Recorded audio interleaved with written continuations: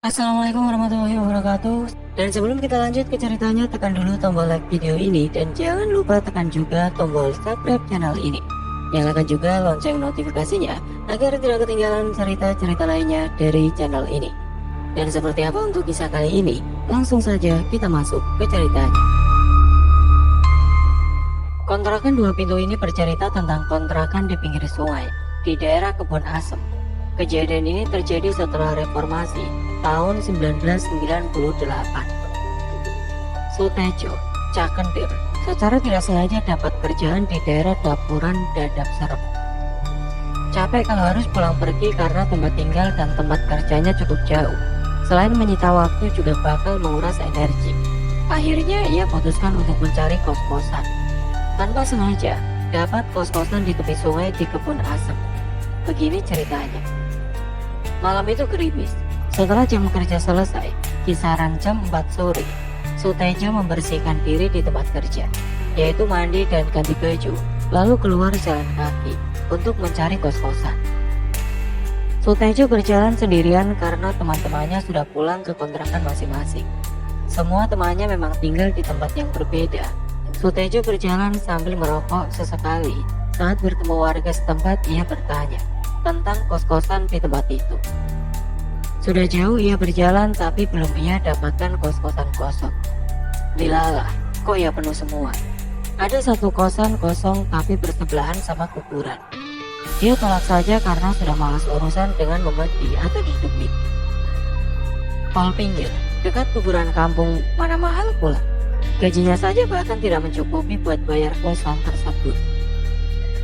Sutejo melanjutkan pencarian hingga ke pelosok kampung. Jalan agak jauh, yang penting ada tempat saja sudah cukup. Batinnya mulai putus asa. Sore sudah berganti malam sehabis isya. Dia belum mendapatkan tempat kos. Malah jalan yang ia lalui mentok. Jalanan yang ia lalui menemui jalan buntu. Tanpa sengaja ia melihat seorang warga yang melintas. Lalu ia bergegas menyapanya. Permisi Pak, boleh saya bertanya sebentar? Sapa Sutejo berbahasa basi. Iya dek, apa yang bisa Bapak bantu?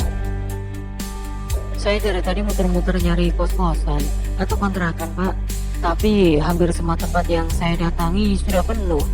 Apakah di sekitar sini ada kos-kosan atau kontrakan kosong? Sutejo mengakhiri ceritanya dengan pertanyaan. Oh, ada dek, tapi kecil dan tempatnya agak sepi, soalnya di pinggir sungai. Jawab si bapak menjelaskan. Wah, kebetulan sekali kalau gitu Pak. Gak apa-apa meski kecil Pak. Saya sendirian kok, asal bisa dipakai buat tidur saja Pak. Si bapak tambah manggut-manggut mendengar ucapan Sutejo. Bisa kasih tahu di mana tempatnya Pak? Sambung Sutejo lagi.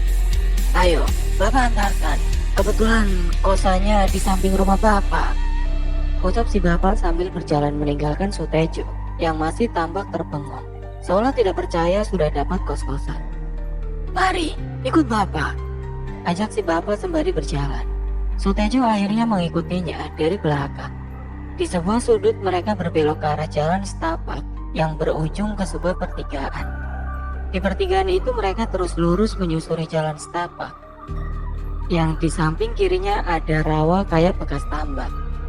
Di tepi jalan ada jaring ikan atau waring hitam. Dan ada beberapa pohon ketapang yang rindang. Dan di samping kanan hanya rawa perumput liar agak tinggi. Ngeri, gimana kalau ada ular piton? Batin Sutejo bergidik ngeri. Tapi tidak urung ia beranjak berjalan setelah berlari mengikuti si bapak. Pas jalan sendirian malam-malam, lalu ditangkap nih sama si ular piton. Dililit sampai tulang meremuk. Sutejo sampai jumbul membayangkan hal itu. Wis, acur-acur. Refleks bibirnya berucap lirih lalu ia menelan ludah. Sutejo terus membayangkan segala kengerian tentang rawa sambil terus berjalan mengikuti si bapak. Di depan nampak bangunan tembok di atas rawa pakai seluk gantung. Di depan kontrakan ada lampu pijar yang menyala dan ada beberapa tiang lampu. Aku pikir sih oke, karena memang agak jeda dari pemukiman.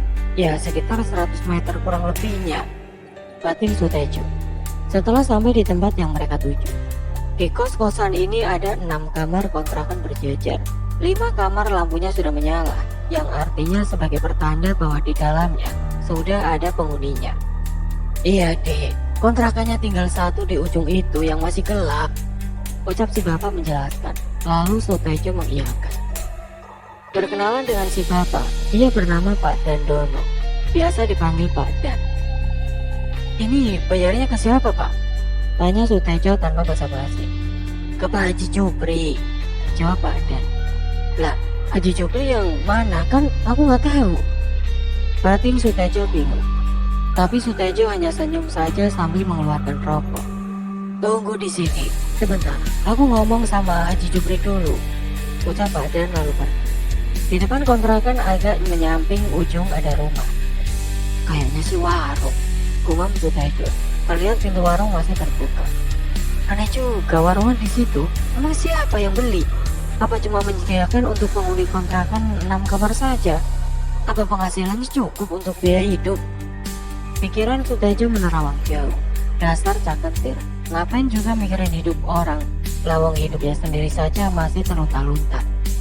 Tanpa sadar Tejo sudah ngeloyor menuju warung, membeli 2 bungkus rokok, 1 buat aku sendiri, 1 buat Pak Dan sebagai tanda terima kasihku kepada Pak Dan.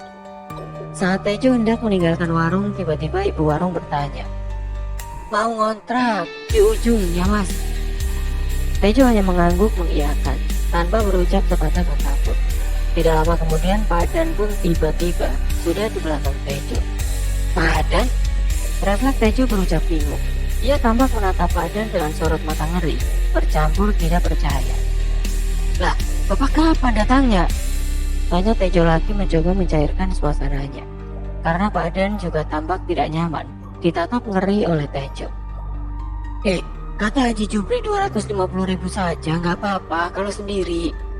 Alih-alih menjawab pertanyaan Tejo, Pak Dan malah menjelaskan harga sewa kamar kos-kosan yang akan disewa Tejo.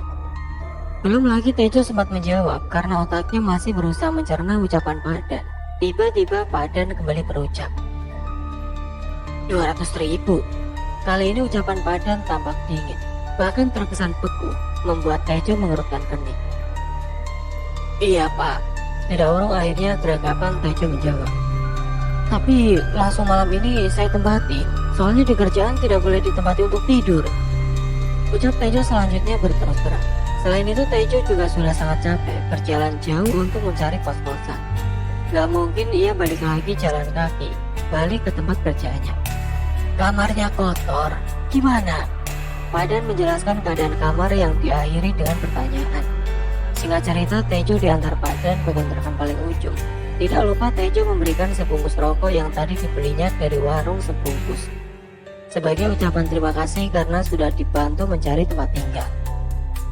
Mata Tejo memindai ke segala arah sebelum masuk kamarnya. 6 kamar sejajar beruntun dengan bentuk dan model yang sama. Warna sama, model pintunya juga sama juga, dan emperan depannya los-losan.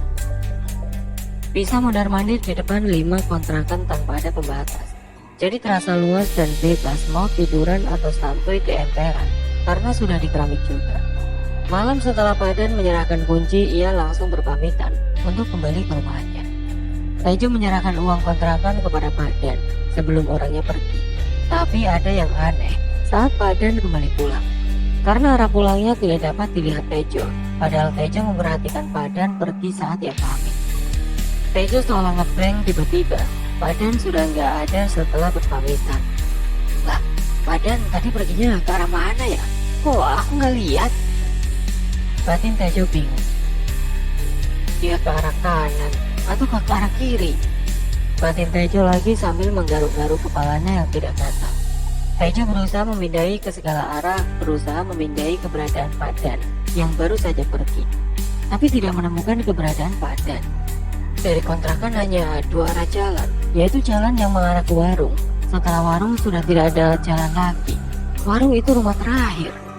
Lagi-lagi Tejo menggaruk kepalanya yang tidak gatal. Memang benar hanya warung itu saja rumah terakhir, sebelahnya sudah rawa, lalu sungai besar. Mata Tejo kembali tertuju pada warung, tapi saat matanya melihat ke warung tempat ia membeli rokok tadi, semuanya gelap. mungkin beliaunya sudah tutup. Sudahlah, daripada bingung mikirin kemana perginya Badan, mending aku istirahat. Bodoh amat dia mau pergi kemana. Akhirnya Tejo membuka pintu kamarnya meski menyimpan banyak pertanyaan yang belum terjawab di dadanya. Di dalam kamar kontrakan, Tejo merasakan hawa pengap. Mungkin karena lama tidak ditempati. Ia juga merasakan tiba-tiba suasana sepi bahkan hening. Mungkin karena sudah malam larut. Akhirnya Tejo memutuskan untuk keluar kamar dan rebahan di lantai depan kontrakan dengan posisi pintu terbuka. Dengan maksud biar hawa pengap dari dalam kamar keluar dan berganti dengan udara yang baru, agar sirkulasi udara menjadi berganti. Tampak semua kamar kontrakan yang lain sudah tertutup rapat, meski lampunya masih menyala. Saking capeknya, akhirnya Tejo tertidur di depan pintu. Entah berapa lama ia tertidur, hingga tiba-tiba Tejo merasakan kakinya terasa dingin. Tejo pun terbangun. Masih antara sadar dan tidak, Tejo merasakan ada yang memegang kakinya. Sebuah tangan dingin Tejo tersentak dan langsung menarik kakinya. Kemudian langsung duduk. Ia mengerjap-gerjapkan matanya, lalu menajamkan pandangan memperhatikan kakinya. Tetapi Tejo tidak melihat siapapun. Akhirnya ia kembali rebahan dan hanya menggeser kaki lalu ditekuknya. Ia merubah cara tidurnya menjadi sedikit melungker. Kembali Tejo kembali merem. Tapi tidak lama kemudian terasa dingin, sama seperti tadi, seolah ada tangan dingin yang sedang meraba kakinya. Yang berbeda adalah kali ini Tejo merasakan jempol kiri dibuat mainan, lalu pindah ke pergelangan mata kaki, lalu naik ke putis. Saat itu hawa dingin semakin mendera hingga membuat Tejo langsung duduk. Matanya juga langsung terbuka lebar, tapi nggak ada siapa-siapa. Tejo kembali merebahkan tubuhnya lalu menggeser kakinya semakin meringkuk, lalu kembali memejamkan mata. Tidak berapa lama betisnya kembali terasa dingin. Kali ini Tejo sengaja tidak memperdulikannya. Ia semakin menekuk kakinya rapat ke tubuhnya, matanya semakin terpejam rapat. Agak lama ia merasa hawa dingin di betisnya. Walau pakai jeans, masih saja tembus dingin bahkan seolah tembus ke tulang sumsum. Entah berapa lama Tejo merasakan betisnya dipermainkan dengan cara seperti dipijit-pijit. Tejo tetap diam, malah seperti menikmati tekanan di betisnya. Mungkin sekitaran 5 menitan, Tejo diam tanpa gerak. Dan sontak saja ia langsung bangkit menatap ke arah bagian kaki. Begitu tatapannya tertuju pada kakinya, Tejo langsung membengkak. Tepat di depan wajahnya, terpampang kepala dengan rambut terurai ke lantai. Jaraknya dari wajah tidak ada 5 cm. Mata Tejo hanya bisa kedap-kedip sambil menahan nafas. Matanya sesekali melirik memindai sosok yang ada di hadapannya. Terlihat kedua bahu dan tangan sosok tersebut terbuntir menghadap ke bawah. Telapak tangannya menapak di lantai. Tejo menelan ludah sambil berdeham. Apa yang sih mbak, nakut-nakutin? Ucap Tejo sambil berangsur mundur, lalu berdiri sambil membantu sosok itu untuk berdiri dengan memegangi kedua bahunya. Lalu sosok itu mengibaskan tangannya mengelap gaunnya yang kumuh tanpa berucap sepatah kata pun. Ayo masuk mbak. Dingin banget mbak tanganmu. Habis nyuci ya mbak? Tanya Tejo sambil menariknya masuk ke dalam kamar kontrakan. Habis nyuci, mana perut lapar. Kamu punya makanan apa? Tanya mbaknya. Lah maaf mbak, aku baru masuk malam ini, jadi hanya bawa tas sama sarung. Itu toh, jawab Tejo. Pinjam sarungmu, pinta mbaknya. Segeralah Tejo mencarinya di dalam tasnya, tapi ternyata nggak kebawa. Mungkin tertinggal di tempat kerja. Waduh mbak, maaf, malah ketinggalan. Ini aja aku lepasin hording yuk, jawab Tejo kemudian. Aku mau samain kusen gitu, bentaknya sembari berjalan ke arah pintu. Dan sudah, daun pintu dihentakkan dengan kencang lalu menutup rapat. Tejo hanya tersenyum. Ia kira sosok itu akan keluar, tapi dugaannya meleset.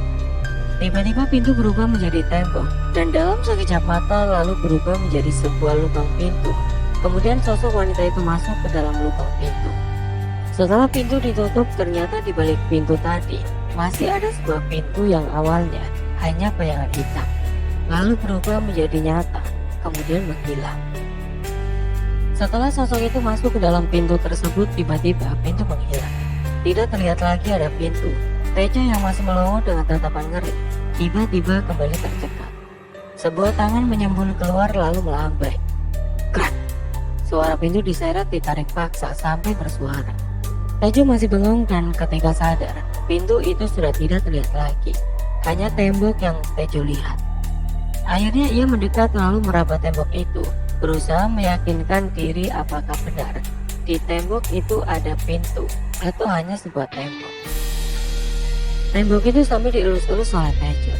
Lalu tembok itu ia teliti detail lalu sekeliling ia cari. Ia ketokin setiap sudut tembok kamar kontrakannya. Barangkali ada yang mencurigakan. Siapa tahu ada tombol tersembunyi seperti di film-film. Ternyata tidak ada. Tejo tidak menemukan apa-apa. Setelah lelah mencari, akhirnya ia putuskan untuk kembali tertidur. Kali ini ia merenggut di sebelah lemari. Ia tutupi mukanya dengan tudung saji makanan yang ada di samping lemari karena namunnya nggak nahan banget keroyokan. Pagi menjelang, Tejo langsung mandi dan setelahnya ia ke warung. Nggak peduli belum buka, ia tongkrongin sampai buka. Ia bertanya ke ibu warung jalan pintas menuju ke tempat kerja. Ternyata tidak ada jalan pintas. Ia tetap harus lewat jalan semula, jalan setapak yang ia lewati semalam bersama Pardan. Entah mengapa Tejo selalu merinding saat melewati jalan setapak tersebut. Sore pertama setelah pulang kerja. Sampai di kontrakan, biasa banyak orang berkumpul di depan kontrakan masing-masing. Momen seperti itu Tejo gunakan untuk berkenalan dengan tetangga baru. Kontrakan pertama dihuni keluarga Bang Yulianto dengan istrinya, Monita, dan anak perempuannya Mandi. Kontrakan kedua dihuni Mbak Bianca. Mbak Bianca sendirian, kerjanya buruh pabrik. Kontrakan ketiga Mbak Ayu, dan dia tinggal di kontrakan itu bersama anak perempuannya. Masih kecil, baru berusia 7 tahunan, bernama Enggar. Sedang Mbak Ayu sendiri sudah tua, bahkan sudah sepuh banget. Sudah pikun dan pemarah. Kontrakan keempat Mas Doli dan Dahlan yang sama-sama berprofesi sebagai petugas kebersihan. Sedang kontrakan terakhir yaitu kontrakan kelima dihuni oleh Mbak Rihana. Dia sendirian dan entah kerjanya apa. Dia pulangnya malam, larut, kadang hampir pagi. Kontrakan keenam Cakentir Sutejo. Kerjaannya kulit bangunan. Kalau siang, kalau malam nyambi ceramah di masjid. Kadang juga dapat sampingan menggantikan marbot masjid. Sore itu lengkap para penghuni kontrakan sedang santuy di teras. Sore itu pas malam minggu, jadi semua berkumpul. Terlihat sangat akrab seperti keluarga yang sedang berkumpul. Zaman itu belum ada HP canggih, jadi orang-orang masih punya waktu untuk satu sama lain. Kadang ini yang membuat hati teriris, rasanya ingin balik saja ke masa lalu. Hatiku juga sangat iri dengan diriku yang dulu. Saat ini jarang terlihat lagi keakraban seperti itu, karena ya gitulah. Saat ini pemandangan itu menjadi halangan. Setelah ngobrol perkenalan, Tejo segera minta izin untuk masuk duluan. Tanpa mengucapkan salam, ia membuka pintu dan aroma wangi tiba-tiba menyeruak menusuk hidungnya.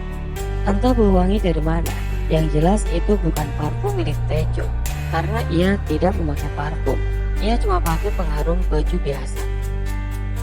Ragu-ragu ia bergegas menutup pintu, lantas membuka baju dan rebahan sebentar, melepas keleleh dengan posisi rebahan di tikar.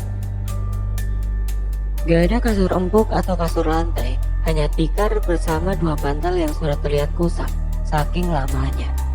Tapi Tejo tidak peduli, aku hanya memikirkan sesuatu. Memikirkan kejadian malam itu dan tiba-tiba, suara orang mandi. Mata Tejo ketap-ketip, bulu kuduknya mulai merinding. Siapa yang sedang mandi? Ucapnya lirih sambil mengintip kamar mandi yang berada di ujung pojok ruangan dan terdengar lagi. Tejo berusaha menajamkan pandangan, tapi belum lagi ia bisa melihat apa yang terjadi di dalam kamar mandi. Tiba-tiba, suara senandung hanya melodi, menirukan nada petikan gitar melodi. Tejo langsung menegakkan punggung berdiri, lalu berbalik pelan, kemudian cincit-cincit, sambil berjalan meninggalkan kamar mandi. Sampai di depan pintu kamar, ia berhenti. Untuk sesaat ia membeku. Rupanya rasa penasarannya yang tinggi membuatnya berbalik seraya kembali mendekat kembali ke pintu kamar mandi. Ia mendekatkan telinganya ke daun pintu kamar mandi. Tidak kembali pulang sebelum kita yang menang. Walau darah menetes di medan perang, demi si dia, aku rela berkorban. Maju, ayo maju, ayo terus maju. Asem, malah jatuh ya aku. Senandungnya seseorang dari dalam kamar mandi dengan suara lirih. Seorang wanita yang diakhiri dengan empatan yang mengatakan PH-nya jatuh. Begitu Tejo mendengar suara itu, tidak lagi bersenandung dengan cepat. Ia buka pintu dengan sedikit mendobrak. Cak! Seketika Tejo melongo. Seorang wanita sedang dalam posisi seperti sedang rumput mengambil sesuatu, dan dia hanya terdiam tanpa bergerak. Posisi wajahnya mengarah kepada Tejo. Tangannya menjulur ke lantai mengambil sesuatu. Sesaat kemudian tiba-tiba dia berlari menerobos di samping Tejo, keluar dari kamar mandi. Tejo pun bergegas mengikutinya, dan tepat di pintu depan ia berhenti sejenak. Tiba-tiba pintu depan berubah menjadi tembok tidak berpintu. Sesaat kemudian sebuah pintu muncul tiba-tiba, sudah terbuka dan sosok itu masuk, kemudian pintu tertutup, lalu hilang menjadi tembok lagi. Tejo yang penasaran lalu kembali mendekati tembok itu. Dirabanya, tapi itu tembok asli tanpa ada celah atau retakan, benar-benar tembok asli. Demit, ucapnya lirih seolah bertanya kepada diri sendiri. Lalu ia mundur pelan-pelan dan brak. Tejo tersandung sesuatu dan terhempas jatuh ke lantai. Alhamdulillah, hanya kepalaku terkantuk oleh sesuatu yang empuk, agak keras. Batin Tejo bersyukur. Jika tidak, kepalanya pasti membentur lantai dan entah apa yang akan terjadi. Kalau langsung ke lantai pasti bocor, minimal gegar otak atau bisa koma. Batin Tejo ngeri. Seketika ia berusaha bangkit dan menoleh ke arah sesuatu yang menyangga tubuhnya tadi, yang sedang tergeletak di lantai. Yang jadi landasan saat ia jatuh ternyata sosok pocong yang terbujur tengkurap. Muka menghadap lantai. Ternyata posisi saat ia mendarat tadi tepat di bokong pocong tersebut. Dan yang mengenai kakinya yang membuatnya tercengang tadi adalah sebuah pegangan keranda dari bambu. Geleng-geleng kepalanya dibuatnya. Dasar demit, di dalam kontrakan ada keranda sama pocong. Keranda tepat melintang menghadang pintu. Tejo terpaku, tidak bisa kemana-mana karena dihadang keranda di belakang pocong. Bayangan mata Tejo menangkap sesuatu yang bergerak. Ia kembali menoleh ke arah pocong dan posisi pocong sudah berjongkok. Pocong itu sedang menatapnya. Keduanya saling beradu pandang dengan jarak hanya beberapa puluh sentimeter. Di saat yang penting itulah Tejo ingat nasihat ayahnya. Nah, orang wong anti mati dipangan demit. Kemudian refleksi Tejo berucap kepada pocong itu. Hiduplah sesuai dengan kepastian dan gaya hidupmu. Tidak semua orang bisa kutakuti. Tidak semua orang percaya dengan adanya kalian. Maka pergilah agar aku tidak dituding oleh orang lain. Kalau aku gila, cepat sana pergi. Sebelum aku berbuat sesuatu yang bisa membuatmu malu. Aku belum mau mati. Bawa saja kerandamu pulang. Ucap Tejo memaki, lalu mengusir pocong tersebut. Namun dasar pocong debel, sudah dimaki dan diusir malah senyum-senyum. Geleng-geleng kayak sedang ngundang bayi. Tak tak tak. Tejo dikagetkan oleh suara pintu diketuk. Tejo terpaku untuk sesaat. Pintu kosan yang dicarinya sudah kembali muncul. Bergegas ia membuka pintu. Mas Tejo, lebih bareng sini lu. Suara wanita bersamaan dengan terbukanya pintu. Terlihat Mariana berdiri di depan pintu sambil mengangkat sebuah cangkir. Seketika pemandangan yang tadi memenuhi ruangan kamarnya lenyap. Pocong dan keranda hilang entah kemana. Belum mandi loh mbak, jawab Tejo. Loh, dari tadi belum mandi. Wis jam 09.00 iki loh. Cepet mandi, tak tunggu di depan, jawab Mariana hendak kembali menutup pintu. Mbak, jangan ditutup pintunya, teriak Tejo. Mariana menoleh sambil melepaskan pegangan di gagang pintu. Aku berdiri dan seolah gak percaya. Brengsek, kok bisa ya? Habis maghrib masuk kamar, aku melihat Demit mandi, pocong dan keranda. Terus hanya beberapa waktu saja. Lah, wis jam 09.00. Tejo mengumpat liring ngedumel seolah mengomelin diri sendiri sambil bergerak mencari handuk dan masuk kamar mandi. Di dalam kamar mandi Tejo masih terbayang sesuatu. Demitnya tadi nungging di sini. Kalau setan opo iki?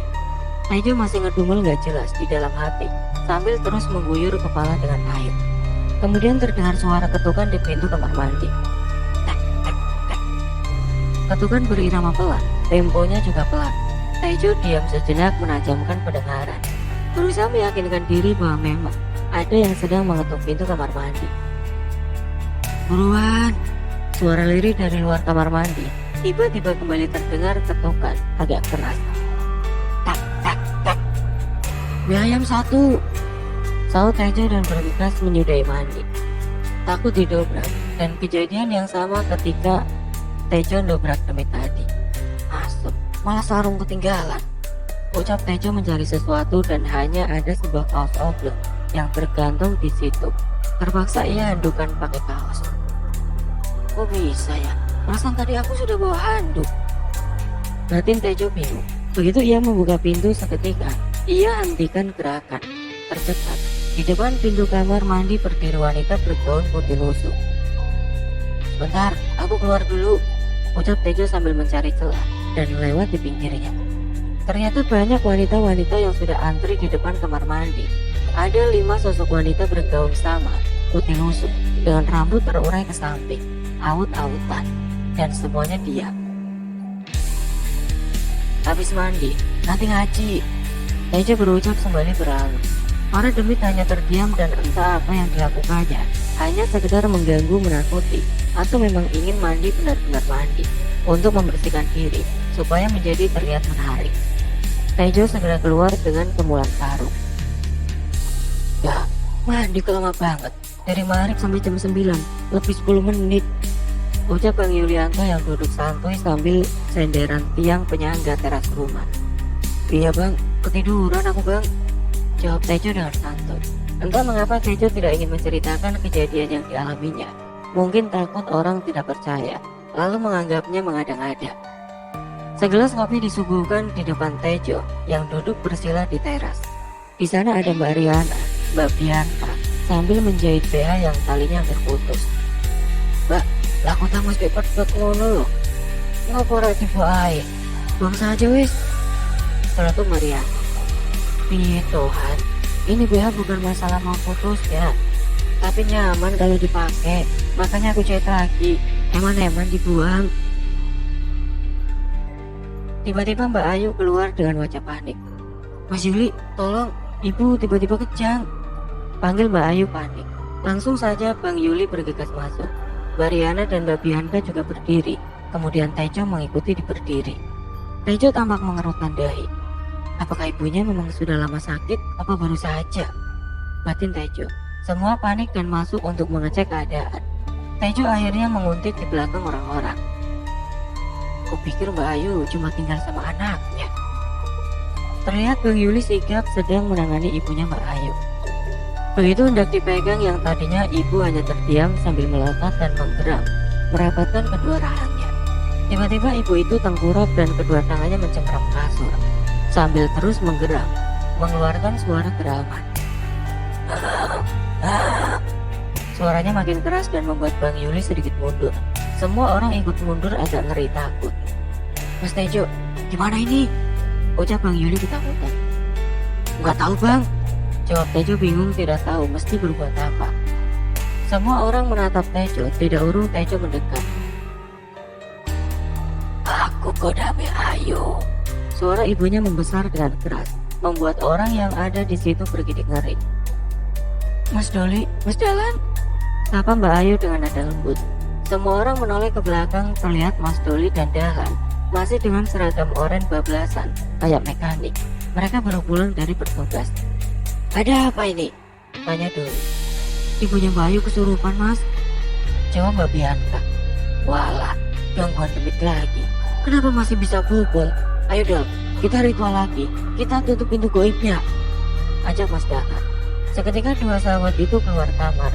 Tejo, Bang Yuli, Mbak Bianca, Mbak Riana dan Mbak Ayu masih tetap di dalam kontrakan Mbak Ayu. Segala hal mereka praktekkan di situ. Sesuatu yang Bang Yuli kuasai, mulai dari membaca surat-surat pendek, lalu ayat kursi dan lainnya. Tapi tetap saja sang ibu tidak berhenti. Justru ibu dari Mbak Ayu merangkak dengan tangan. bukan dengan dada, melainkan merentangkan kaki kiri lebar, seperti sedang kayang. Logika saja kalau merangkak model gitu, jelas dengan kekuatan yang besar, sebab membutuhkan tenaga yang besar juga. Lalu mengingat usia ibunya jelas besar mungkin. Semua orang membaca-baca dan tepat di depanku. Dan Bang Yuli, Ibu Ayu berkata, "Aku kodame Ayu." "Apa ki? Kodam kau ngaku-ngaku kodam?" Jawabku sembari bergeser memberi jalan kepada ibunya Ayu, entah mau merangkak kemana. "Semuanya, lebih kencang lagi baca-bacaannya," perintah Bang Yuli. Suara ngajinya semakin ramai dan kencang. Istri dan anak Bang Yuli pun merangsek untuk berdoa di dalam. Anehnya, aku tidak merasakan merinding atau apapun. Itu aku hanya merasakan biasa-biasa saja. Pak Den serta Ibu Warung juga datang, walau di teras. Mereka juga membantu baca-baca dari luar, sampai entah ide dari siapa. Seseorang memanggil sesepuh dari area tempat kos mereka. Akhirnya sesepuh datang. Mungkin orang sekitar kontrakan atau Pak Dan yang ngundang sesepuh itu. Langsung berdiri di sela-sela di antara orang-orang yang sedang melantunkan ayat-ayat suci. "Ini bukan wilayahmu, pergilah!" teriak ibunya Mbak Ayu dengan suara sangar dan seram. "Oke, baiklah. Siapa kamu? Dan apa maumu?" tanya sesepuh sambil manggut-manggut. Orang-orang masih melantunkan doa-doa. "Aku penguasa di sini. Pergilah. Ini bukan tempatmu. Pergi, atau aku akan mencabut imanmu," teriak ibu Mbak Ayu lagi dengan kasar dan mata melotot. "Ya, aku pergi. Tolong jangan ganggu penghuni kontrakan di sini," tegas sesepuh itu lalu pergi. "Tapi iya toh iki, kurang usaha ke opo-opo blas ki. Piye malah pergi begitu saja?" Batin Tejo bingung. Bukannya sembuh atau sadar, seibu malah ngamuk membentak, lalu menunjuk-nunjuk orang-orang satu persatu. "Kau Riana, cukup kau bersinar. Rezeki yang kau terima tidaklah bagus. Kau biarkan. Kau terlalu lugu untuk hidup di dunia ini. Kalian harus mati untuk merubah takdir orang lain," ucap Ibu Mbak Ayu semakin meracun. Semua dia membisu. Sepi seketika. Hening membeku. Semua orang seolah tercekat. "Maaf semuanya, tolong tinggalkan aku dan ibu dari Mbak Ayu, juga Mbak Ayu. Wis, terima beres penting waras," ucap Tejo tiba-tiba. Tanpa diperintah 2 kali semua orang keluar, lalu pintu pun Tejo tutup. Tejo, Mbak Ayu dan Ibu Mbak Ayu, mereka bertiga tetap di dalam. Kemudian Mbak Ayu aku panggil agar mendekat, merapat ke samping Tejo. Kita bertiga saling dekat. "Mbak Ayu, ada masalah apa dengan ibu?" "Ibu minta apa?" tanya Tejo. Mbak Ayu diam seketika dan ibu juga diam. "Aku nunggak kontrakan 2 bulan mas. Ibu minta dibelikan ayam goreng," ucap Mbak Ayu. Seketika Tejo langsung menyela jawaban Mbak Ayu.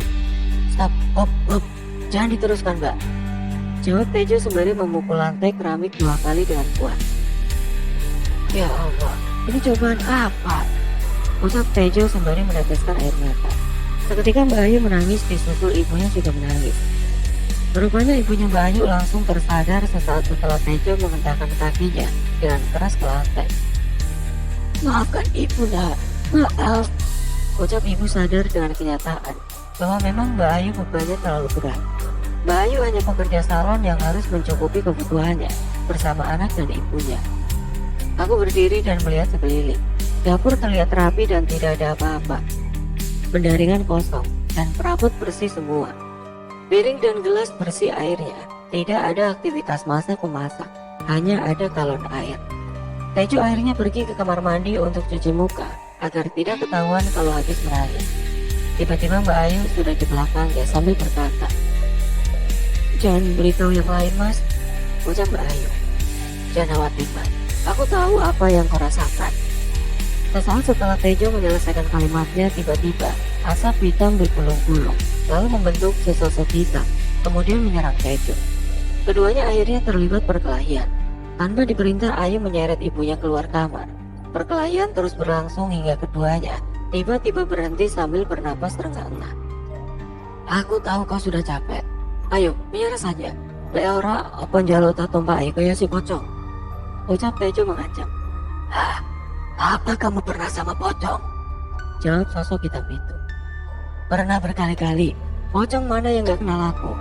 Kalau yang cantik tak rayu, tak telanjangi, tak tidurkan, tak tonton terlebih dahulu, baru tak Jawab Tejo menjelaskan. Bajingan kamu ya. Sosok hitam makin risau. Jelas, aku banyak bajingan. Aku ketua bajingan di alammu. Semua yang masuk ke alammu dengan cara memaksa, itu adalah anak buahku. Piye kowe, pengen merasakan? Tejo menantang sosok hitam itu. Sosok hitam itu nyalinya ciut, gelisah, lalu berjalan mondar-mandir. Ya wis, sudah, aku pulang. Ucap sosok hitam dan hendak berlalu. Bentar, Om. Aku mau bertanya, kenapa kontrakan sebelah kok banyak banget gangguannya? Tanya Tejo kemudian. Ampun, aku gak berani memberitahumu. Aku takut nanti dimusuhi para saudaraku. Bekas sosok itu berlalu. Eleh, main perempuan berani, masa memberitahu kejujuran kok gak berani? Sumpah, semua ada di tiang dan tanah ini. Jawab si sosok itu lalu menghilang. Langsung malah pergi. Gerutu Tejo. Belum juga Tejo bernapas lega, tiba-tiba terdengar kegaduhan di luar kamar kos Mbak Ayu. Tejo dan Mbak Ayu segera bergegas keluar. Ternyata Mbak Riana terkulai pingsan. Orang-orang sedang berusaha menyadarkannya. Mbak, enggak apa-apa Mbak Riana. Mereka memanggil-manggil nama Mbak Riana agar terbangun, tapi badannya lemas tidak berdaya. Lalu mereka bahu-membahu mengangkat tubuh Riana dan dibawa masuk ke kamar kosannya. Saat Riana hendak dibaringkan di tempat tidur, Tejo malah meminta untuk langsung membawa tubuh Riana masuk ke kamar mandi. Bagai kerbau yang dicocok hidungnya, orang-orang menuruti perintah Tejo. Kemudian Tejo mendudukkan Riana di lantai. Lalu Tejo mulai menyiram tubuhnya dengan air dari bak di kamar mandi sambil membaca mantra. Orang-orang tercengang menyaksikan kelakuan Tejo, tapi mereka cuma melongo diam bercampur ngeri. Mantra yang dibaca Tejo sesungguhnya adalah mantra untuk penghilang aura-aura negatif yang tertinggal di tubuh Mbak Riana. Beberapa saat kemudian Mbak Riana geragapan terbangun dan langsung mencak-mencak memaki-maki Tejo. Orang-orang sempat membeku untuk sesaat, tapi kemudian mereka tertawa ngakak saat melihat Tejo senyum-senyum sambil mengerlingkan mata ke orang-orang. Sesaat kemudian Tejo memberi isyarat kepada orang-orang untuk meninggalkannya. Tejo pun juga ikut meninggalkannya. Sebelum pergi Tejo berucap, mandi yang bersih, ketruh, ucap Tejo sambil mengerling nafas. Lalu meminta tolong kepada Mbak Ayu untuk mengambilkan handuk serta baju ganti untuk Mbak Riana. Setelah Mbak Riana rapi, akhirnya Mbak Riana diajak ngobrol oleh Tejo. Karena ini rahasia, aku ingin mengobrol berdua saja dengan Mas Tejo. Orang-orang saling pandang, tidak ada yang berkomentar apapun maupun beranjak dari tempatnya. Aku gak mau rahasia aku tersebar dan jadi bahan gosip, lanjut Mbak Riana.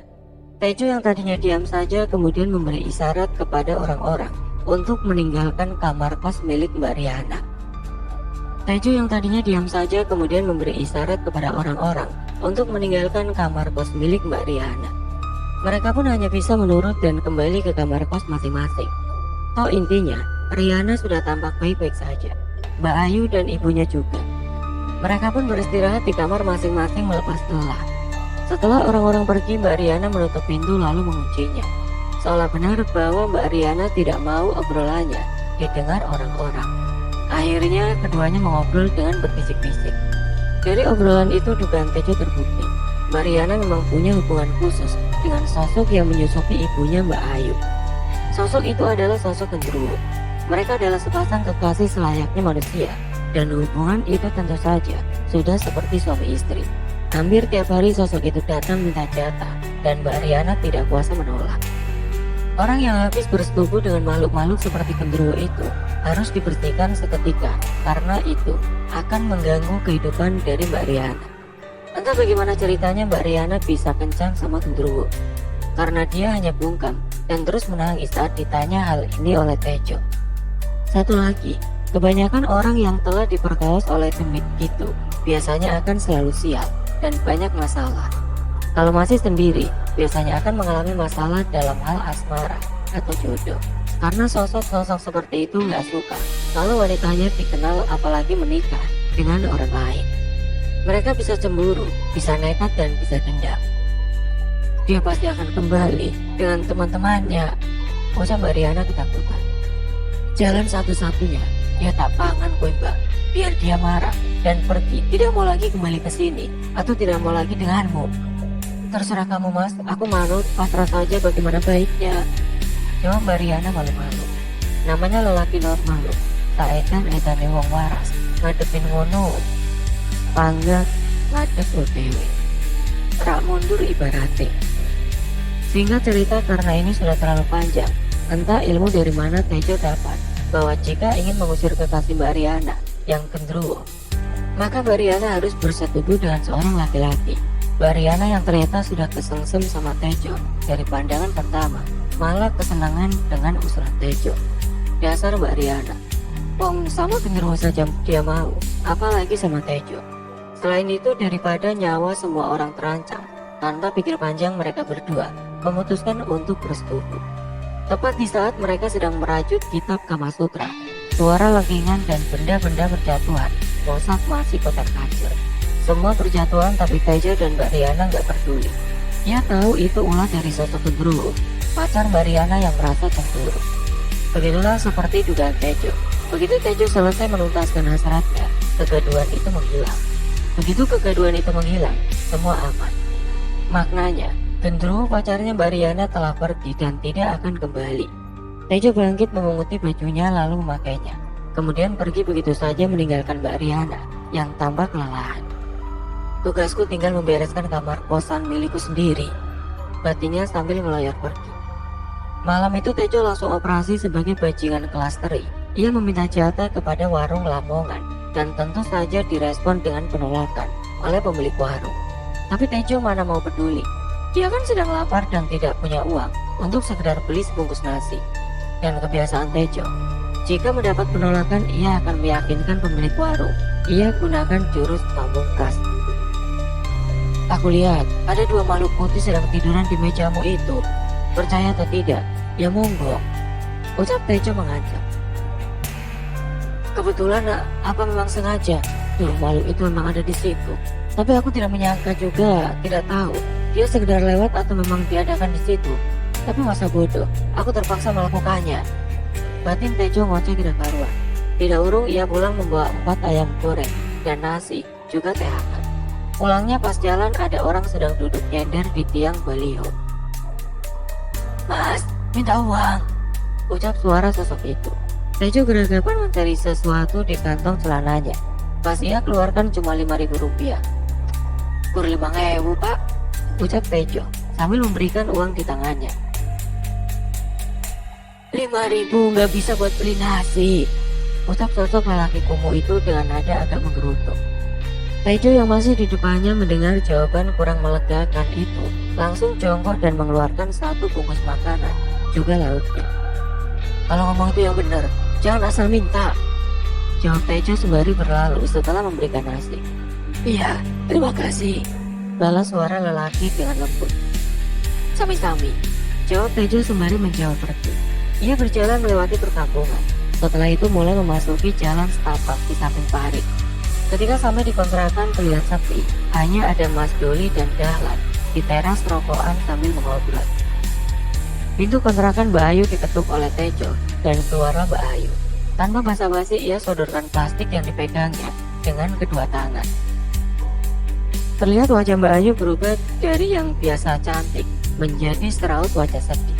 Kedua matanya berkaca-kaca di pelupuk mata, menahan air mata yang sebentar lagi akan jatuh. Sejenak kemudian sorot matanya berbinar sambil berucap, "Terima kasih," ucap Mbak Ayu kemudian menunduk. Tejo segera melepas pegangan di plastik dan kemudian pulang. Berjalan menunduk melewati samping Mas Doli dan Dahlan tanpa menyapa. Hanya mengangguk lalu masuk dan pintu ia tutup kembali. Dengan air mata yang menetes perlahan, Tejo kemudian merebahkan tubuhnya di atas kasur lantai yang tipis dan sedikit gatal. Tidak ada kipas, tidak ada TV, hanya bisa tiduran sambil berhayal. Lelah terlentang kemudian sedikit miring dan sesekali melihat ke arah pintu dan kemudian melirik ke bawah di bagian kamar mandi. Semua aman, masih seperti biasa. Tejo hanya berharap bisa cepat tidur dan segera bertemu pagi. Beberapa saat kemudian ketika mata sesekali mulai terpejam lalu melek lagi, terpejam lagi, agak lama beberapa detik, lalu melek lagi dan ketika terpejam dan melek yang ketiga kalinya, Taejo langsung berkata di dalam hati, "Jelas aku melihat seseorang wanita. Aku lihat bibirnya memerah, warna darah.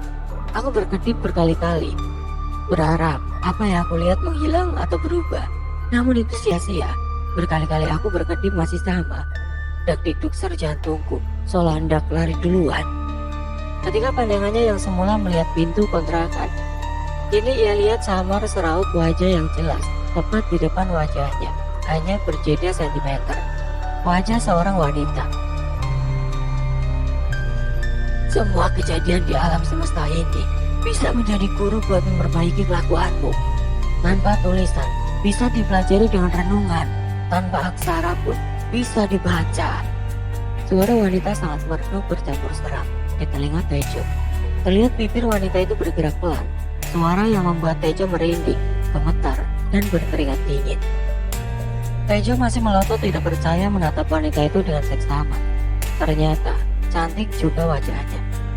Batinnya, entah wajah siapa. Kini Taejo malah berlutut, kepalanya sedikit menjauh agar jelas melihat wajah wanita itu. Tanpa sadar kedua tangannya mendorong dada wanita itu menjauh beberapa senti. Cantik juga, ucap Taejo dalam hati. Dasar esu Taejo kentir ditakuti hantu bukannya lari, justru terpesona melihat kecantikan si hantu wanita. Wajah itu hampir berpaling karena didorong oleh Taejo. Ia sudah menghadap ke atas. Wajahmu hampir mirip bidadari dari neraka. Aku suka wajah setengah tua seperti itu. Terlihat mempesona bagiku. Biarkan aku memandangmu. Batin Taejo keluar. Semula sosok debit wanita yang terlentang menghadap ke atas, persis di depan Taejo.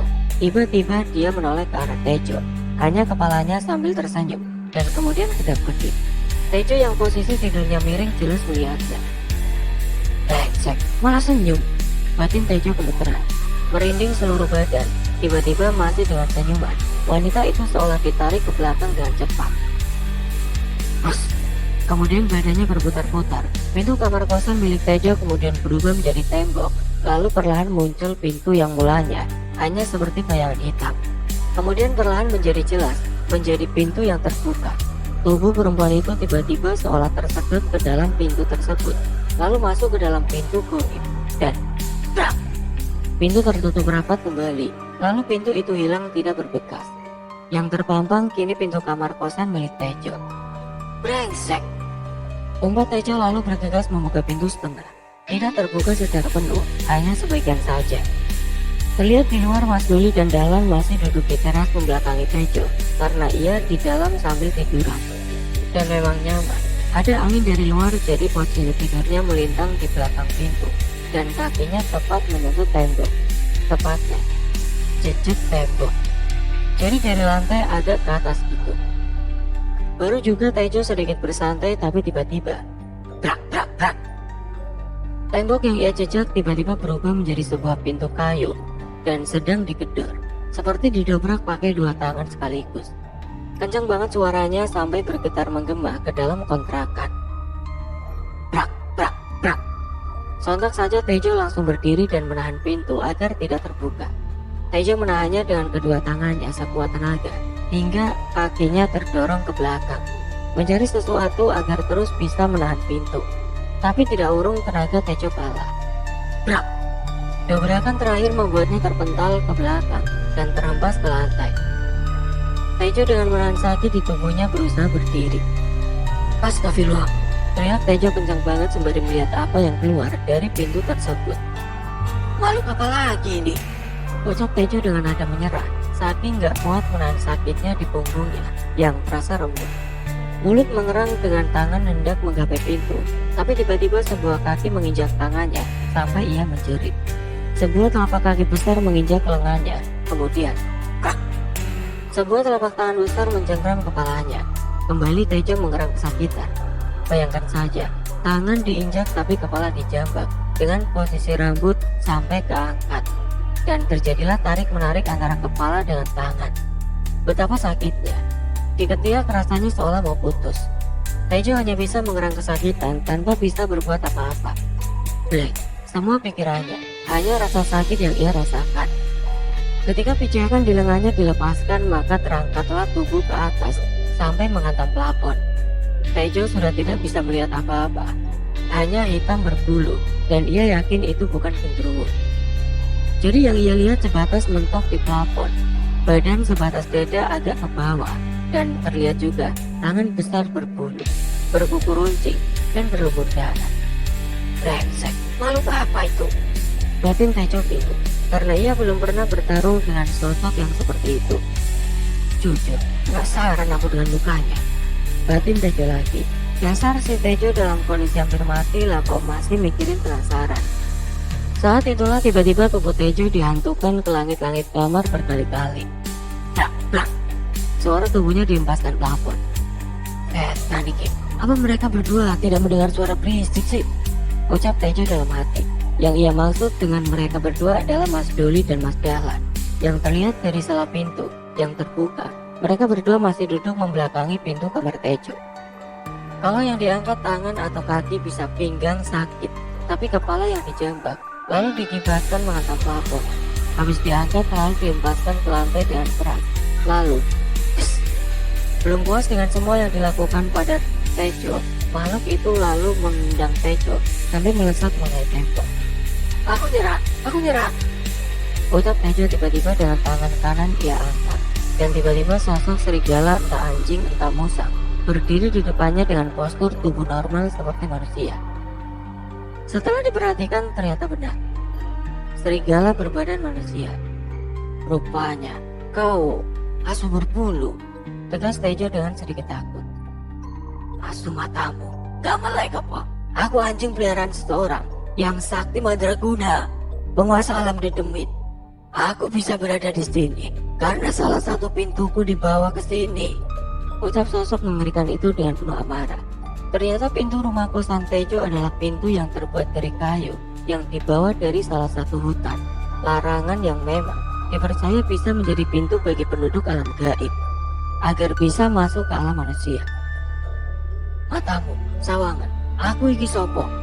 Ucap Tejo membalas. Zaman sekarang anjing lebih galak dari tuanya. Lanjut Tejo lagi. Lalu Tejo berteriak minta tolong sampai serak di dalam kamar yang sesak. Lalu dia tertawa terbahak-bahak. Namun tidak satupun dari mereka berdua yang ada di luar kamar ada yang mendengar, padahal pintu setengah dibuka. Tuan kesakitan ya. Sini, aku pijit sebentar, biar Tuan tenang. Ucap anjing bertubuh manusia setelah menyadari siapa Tejo. Ternyata anjing itu adalah salah satu peliharaan milik Tejo dari alam gaib.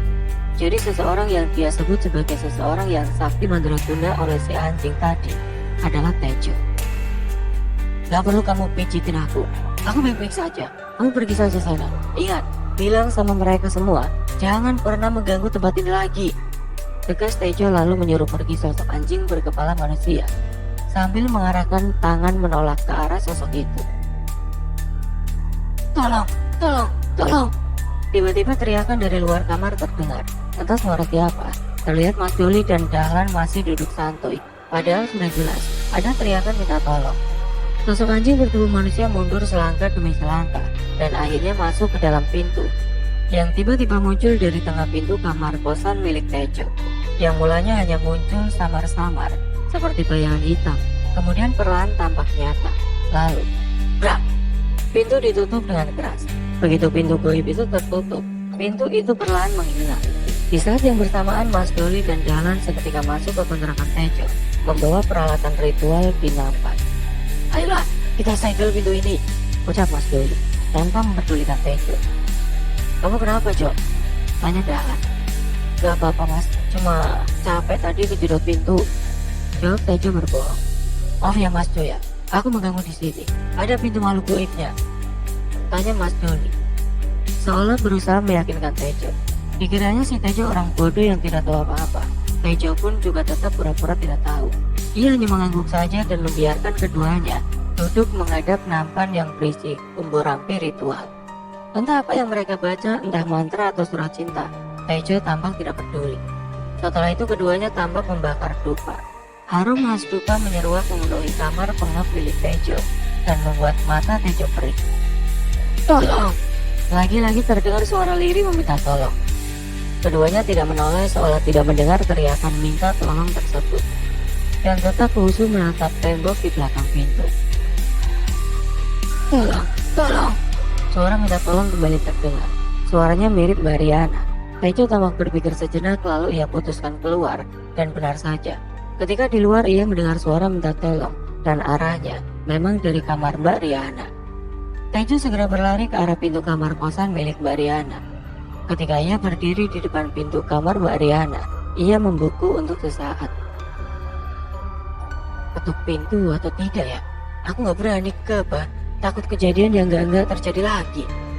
Namun tangan Tejo refleks menyentuh pintu dan prak, pintu terbuka sedikit. Tejo yang terdorong rasa penasaran yang tinggi, lalu mendorong sedikit pintu itu sedikit, hingga cukup untuk mengintip. Pintu terbuka ternyata di dalam gelap, hanya pantulan cahaya dari penerangan teras samar menyapu ruangan saat pintu terbuka. Tejo melihat Mbak Riana terbaring di atas kasur dengan posisi sedang terlentang setengah mengangkat, mengenakan baju tidur putih tanpa lengan. Hanya bertali dan beralasan sebatas paha atas, terlihat sedikit menyingkap ke atas. Di antara gelap kamar yang samar tersapu cahaya lampu dari emperan rumah, Tejo melihat bayangan hitam sedang berdiri menatap Mbak Riana yang sedang mengangkat. Tejo menajamkan pandangan lalu, dan suara pintu tertutup dengan sendirinya. Brengsek! Umpat Tejo kaget. Tolong aku mas, tolong! Ucap Mbak Riana dengan suara lemas. Jelas ia kecapean dan terus menggelengkan kepala di atas kasur. Pikiran Tejo langsung kemana-mana. Wah, dan gue mau perkosa yuk, bentak Tejo sambil berjalan mendekati satu kita yang berdiri menikmati pemandangan indah. Enak saja, aku bayar, tadi perjanjiannya 1 jam kok, ini masih kurang 3 menit, tegas sosok itu dengan lantang.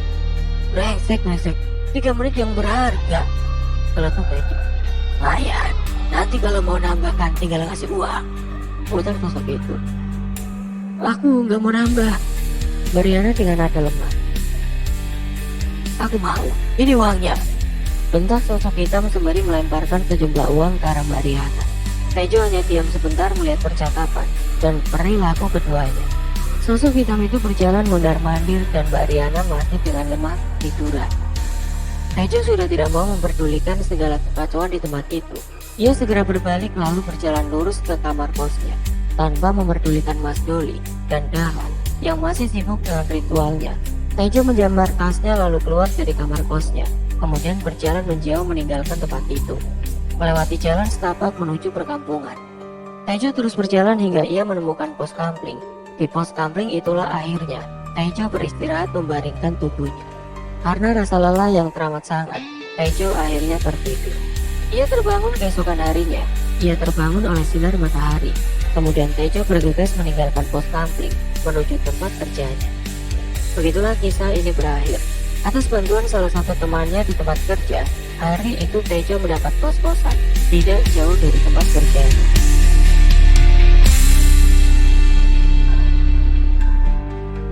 Oke teman-teman, sekian untuk kisah kali ini. Bagaimana menurut kalian tentang kisah ini? Tulis komentar kalian di kolom komentar.